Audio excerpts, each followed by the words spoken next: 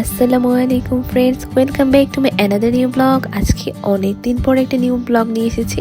আর আজকে আমরা যে জায়গাটাতে ঘুরতে যাচ্ছি সেটা হচ্ছে একদম অন্যরকম একটা প্লেস। আমরা কখনোই এরকম কোথাও ঘুরতে যাইনি এর আগে। সো আমরা জাস্ট রওনা দিচ্ছিলাম, অ্যান্ড তখন থেকে আমরা দূর থেকে এর সৌন্দর্য ফিল করতে পারছিলাম, বিকজ আপনারা দেখতে পাচ্ছেন যে রাস্তার ওই পাশে কত বড় একটা রংধনু। জাস্ট আজকে শুধু রংধনুই দেখতে যাব না, আমরা দেখতে যাব এখানে খুব সুন্দর একটা পানির একটা স্পট আছে। এখান থেকে খুব ঝর্ণার মতো অনেক সুন্দরভাবে, এত সুন্দর একটা প্লেস, আমি কখনোই বিলিভ করতে পারিনি যে পানি দিয়ে এত সুন্দর একটা প্লেস তৈরি করা যায়।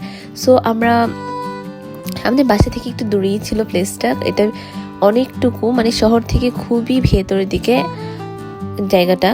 আমাদের লোকেশন পেতেও অনেক কষ্ট হয়েছিল। আমরা জাস্ট যাচ্ছিলাম, বাট জানি না কোথায় আমরা যাচ্ছি। জাস্ট আমরা সোজা যাচ্ছিলাম, দেন যেতে যেতে আমরা আমাদের পথ খুঁজে পেয়েছিলাম। বাট পুরোটা রাস্তার মধ্যেই ছিল এত সুন্দর রংধনু। আসলে পর্তুগালের প্রতিটি জায়গায় সুন্দর। আমরা ঘর থেকে বের হলেই মনে হয় যে সবগুলো জায়গায় যেন খুবই সুন্দর।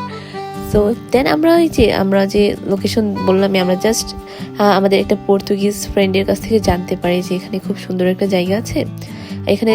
তবে এই জায়গাটাতে যাওয়ার জন্য অবশ্যই যখন রেইনি সিজন থাকে, বৃষ্টির মধ্যে যাওয়াটা সব থেকে বেস্ট। কারণ এখানে পানি না থাকলে, বৃষ্টি না থাকলে তখন আর সেই জায়গাটা যাওয়া গেলেও কোনো লাভ নেই। কারণ সেই সৌন্দর্যটাই মেনলি হলো বৃষ্টির পানি জমে সেখান থেকে এই জিনিসটা তৈরি করা হয়। আর এই যে দেখতে পাচ্ছেন পাহাড়ি রাস্তার মতো আঁকা বাঁকা, পর্তুগাল দেশটাই হচ্ছে পাহাড় আর সমুদ্রের এক লীলাভূমি। এত সুন্দর লাগে যে এত পাহাড়ি এলাকা। আসলে বাংলাদেশে কখনোই সিলেট যাওয়া হয়েছে, বাট কখনো আমি খাগড়াছড়ি দেন পাহাড়ি এরিয়াগুলোতে বেশি একটা যাওয়া হয়নি। সো কথা বলতে বলতে এই যে দেখেন আমরা চলে এসেছি আমাদের সেই কাঙ্ক্ষিত জায়গায়। সো ফাইনালি আমি জায়গাটার নাম রিভিল করতে যাচ্ছি। এই জায়গাটার নাম হচ্ছে বারাসাই। এটা মূলত হচ্ছে একটা হ্রদ।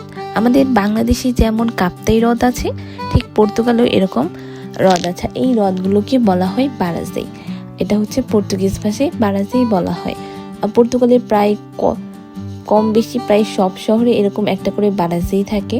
আর পর্তুগাল মূলত সমুদ্র এবং নদীর যে পানি থাকে সেটাতে সম্পূর্ণ পানিতেই থাকে লবণাক্ত। সো মিঠা পানির উৎস খুবই কম থাকে। আর সেই জন্যই তারা কি করে, ঝর্ণার পানি এবং যে বৃষ্টির পানিটা আসে সেটাকে তারা এরকম করে জমা করে রাখে। এইসব হ্রদের মধ্যে যে পানিটা থাকে সেটা হলো মিঠা পানির। আর এই পানিটাকে তারা ইউজ করে বিভিন্ন